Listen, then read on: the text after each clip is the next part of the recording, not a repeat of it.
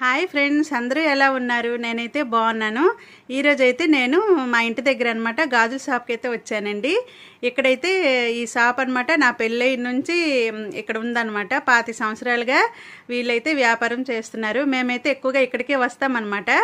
ఇక్కడైతే నన్ని దుకాణం అంటే పేరు అనమాట. ఎవరికైనా తెలిసిపోతుంది మా హౌసింగ్ బోర్డులో నన్ని దుకాణం అనేసి. అంటే ఎంత కాస్ట్లీ మనము గాజులకి బయటకు వెళ్తూ ఉంటాం కదా పెద్ద పెద్ద షాపులకి, ఇక్కడైతే మనకి రీజనబుల్గా మంచి రేట్లలో దొరుకుతుందనమాట. గాజులు అయితే మంచి వెరైటీస్ అన్నీ ఉంటాయి.